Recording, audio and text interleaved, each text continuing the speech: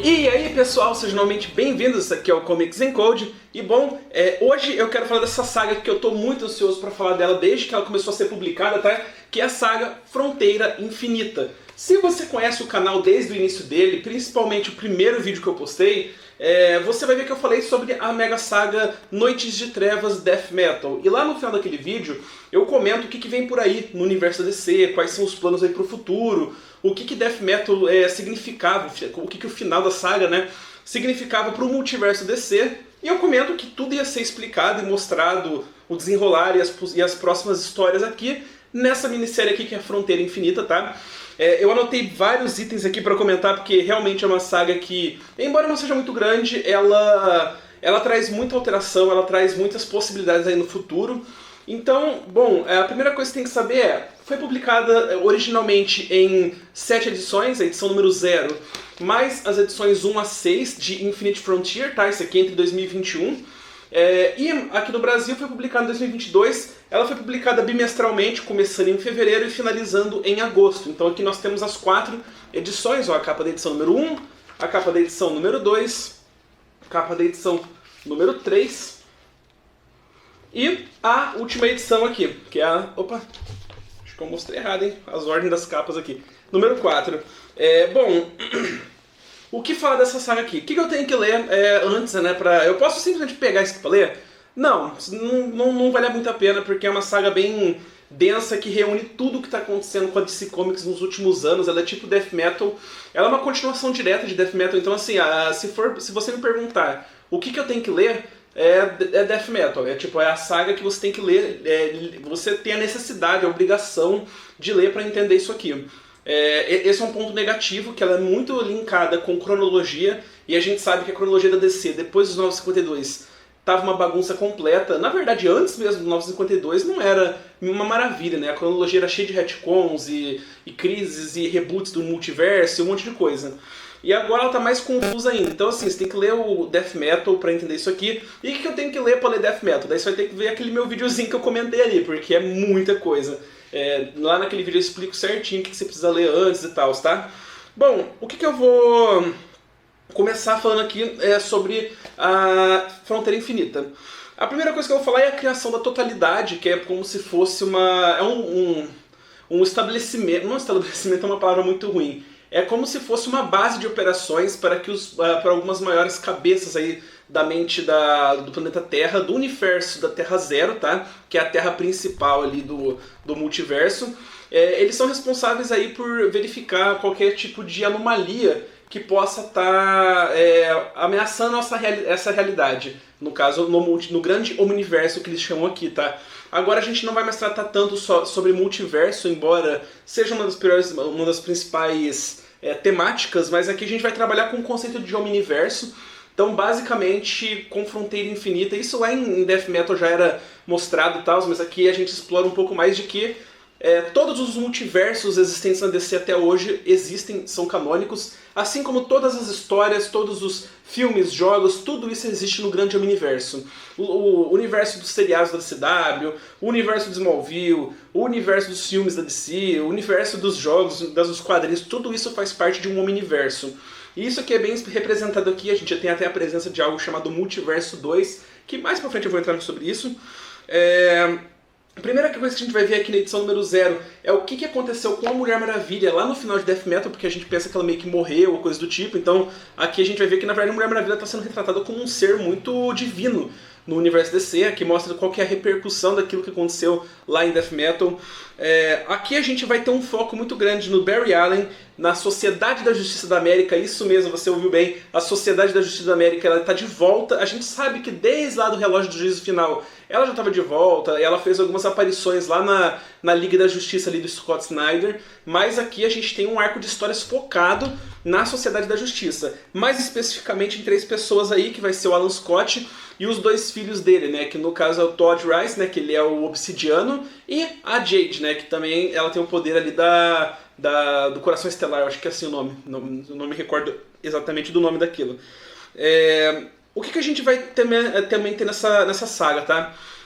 Sobre essa questão do Alan Scott, a gente sabia que o Alan Scott lá dos 952, do reboot, ele acabou assumindo ser gay.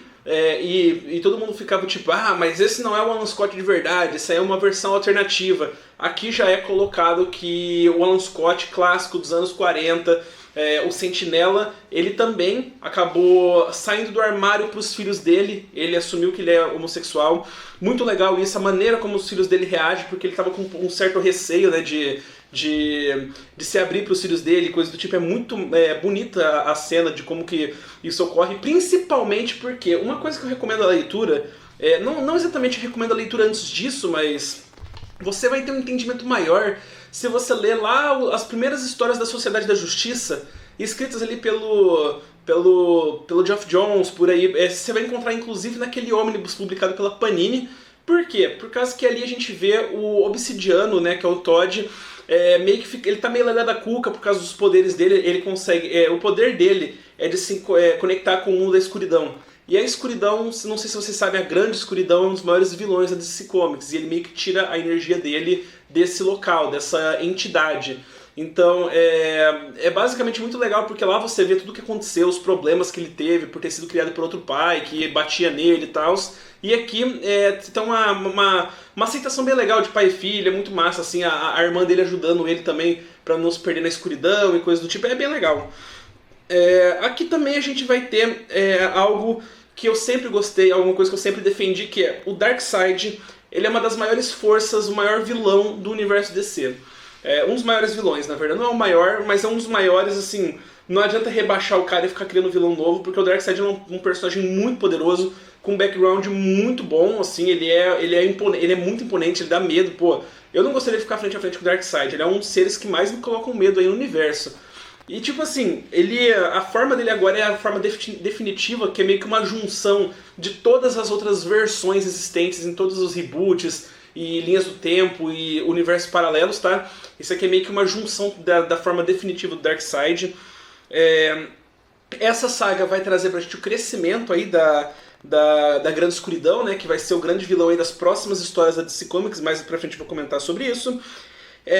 A gente sabe aqui também que a Terra Zero, que é a Terra Prime, né, que a gente vê o universo mainstream da DC Comics, ele é a fonte da Grande Escuridão. Então a gente descobre aqui que alguns personagens como Darkseid, Eclipso, o Homem Invertido lá da Liga da Justiça Dark, sensacional, quero comentar sobre isso em algum vídeo, e também o Necron, são personagens aí que a gente vê que sempre foram muito poderosos, principalmente com essa questão da escuridão, de poderes sombrios, e a gente sabe que na verdade todos eles, o Multiverso das Trevas, tudo isso drena poderes da Grande Escuridão. O que é a Grande Escuridão?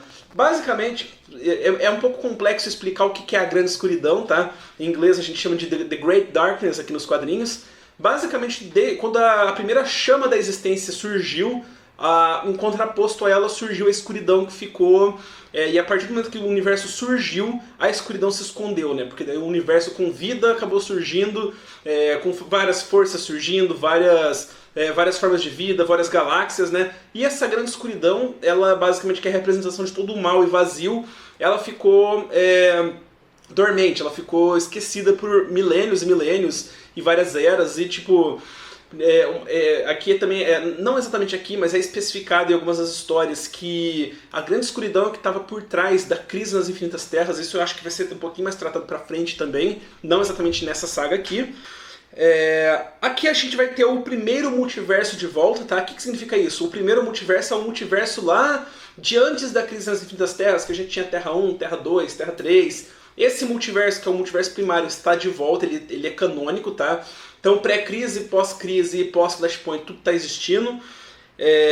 A gente tem aqui a volta do Pirata Psíquico, inclusive tem uma história muito, muito, muito macabra e muito legal com ele, é muito legal esse aqui. A gente tem aqui... com essa questão da volta do multiverso, a gente vai deixar especificado que o multiverso que a gente conhece é o multiverso principal, e que esse multiverso aí anterior, né, da Crise das Infinitas Terras, é o multiverso 2. Vocês vão ver que também uma questão do Pirata Psíquico com o Flash, Barry Allen, ele vai ser muito importante nessa história, porque logo no começo da história a gente vai ver que existe algo chamado a Terra Ômega, que é basicamente um mundo sombrio, deslocado ali do multiverso, que drena uma energia sombria, que é aí que a gente vai começar toda a treta, com o Darkseid e todo mundo aí. E através disso aí a gente vai descobrir que o Flash é o cara que descobre essa nova Terra, e a gente vai ter um vislumbre aí do que vai acontecer nas próximas histórias da DC Comics. Um ponto negativo dessa história, dois pontos negativos que eu vejo, né? O primeiro é que você não pode simplesmente pegar para ler essa história por conta própria, você tem que ter lido Death Metal obrigatoriamente antes disso. E também é muito importante que você tenha lido praticamente todas as grandes crises da DC para entender certinho, tanto essa quanto Death Metal, para entender o que são essas crises, o que elas de fato significam. Outra coisa também é que é o seguinte, ela não tem fim, exatamente, é outro ponto negativo. Além de ser difícil de começar, ela não tem fim. O fim dela, ele é só mais um gancho para a próxima história. Ela não tem, tipo assim, uma história começo, meio e fim, acabou. O Death Metal, por mais que ele tenha toda aquela complexidade que eu comentei naquele vídeo, ele ainda tem um fim, sabe? Ele é uma história de começo, meio e fim. Essa aqui não, ela tem começo, meio, ela tem um desfecho, ela tem um clímax, uma batalha muito legal ali, mas ela não tem exatamente um fim. Não é um final que você fica satisfeito e fala, beleza, se a partir de hoje eu quiser parar de ler, eu tô satisfeito. Não, porque você não, a história fica pendente, você fica querendo, tá, mas o que vai acontecer agora? É um ponto negativo que eu vejo, porque isso é uma estratégia muito clara que a editora faz para vender as próximas histórias e sempre para estar criando um novo mega evento, alguma coisa que vai mudar tudo, e isso é um pouco cansativo, vou dizer bem a verdade. Aqui eu achei que foi bem escrito, eu gosto muito da arte, eu gosto muito do fato de trazer todo mundo de volta, isso é legal, mas eu queria que fosse uma história que você lê, você fala, pô, li Fronteira Infinita, curti demais, recomendo. Por quê? Porque dá pra você entender o começo, meio e fim dela e acabou. E não é uma história que você consiga fazer isso. Ela é bem desenvolvida, o meio dela te dá te explica muitas coisas, traz muita coisa de volta, é bem legal, mas, como eu te falei, não tem esse final. Então é um ponto negativo que eu vejo. Beleza, agora falando das próximas leituras que você vai ler quando você terminar de ler essa saga aqui, você que já leu Death Metal, já entendeu tudo, ou se você não leu, mas você já leu na internet resumos de Death Metal, você sabe o que aconteceu e você vai começar a ler isso aqui, você não é obrigado a ler Death Metal, eu falo que você é obrigado a nível de necessidade do conhecimento da saga Death Metal para ler isso aqui, mas ninguém é obrigado a nada, então assim, você não vai ser obrigado a ler uma história para ler outra. Então caso você saiba o que aconteceu lá e tenha pesquisado na internet, já está inteirado do que aconteceu, você leu isso aqui e curtiu. O que eu tenho que ler na sequência? Já tenho aqui 3 dicas de leitura, inclusive, que vão sair agora pela editora Panini no mês de dezembro e janeiro, que é a Liga da Justiça Encarnada, vai sair agora em dezembro, está planejado para sair em dezembro, né, se não atrasar. A Liga da Justiça Encarnada é uma Liga da Justiça formada por vários membros do multiverso. Lá a gente tem o Superman Presidente, que todo mundo gosta bastante. E vai ser muito importante exatamente para a próxima saga da DC Comics, que vai ser a Crise Sombria, que também foi renomeada posteriormente para Crise Sombria nas Infinitas Terras. Ela tem como objetivo ser a crise das crises, então assim, mais uma crise da DC, mais um monte de rolo de baboseiro de multiverso, que eu gosto bastante. E também, em relação a isso, né, antes da Crise Sombria você também vai ter que ler A Morte da Liga da Justiça, que também está planejado para sair aqui pela Panini em dezembro, que publica a edição número 75 da revista atual da Liga da Justiça, tá? Lá nos Estados Unidos. E aqui no Brasil eu acho que vai ser logo após a edição número 11 da atual publicação da Liga da Justiça.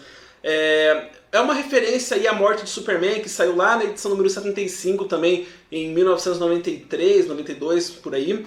Mas também a morte da Liga da Justiça acabou sendo a edição número 75. E bom, são esses 3. Você vai ler primeiro aí a Liga da Justiça Encarnada, a Morte da Liga, e em janeiro a Panini vai vir aí com Crise Sombria número 1, tá? Que vai começar essa saga aí, que vai ser uma mega saga envolvendo os personagens novos e antigos da DC Comics numa mega crise multiversal. O de sempre, né? E, bom pessoal, era isso que eu queria falar dessa saga, eu gostei bastante, embora tenha os seus pontos negativos, mas eu acho que ela tem muito mais ponto positivo e traz bastante diversão, assim, pra quem curte essa temática de multiverso, omniverso, forças cósmicas e coisas do tipo. Eu espero que vocês tenham gostado, se puder curtir e compartilhar, eu agradeceria muito. Muito obrigado e até mais.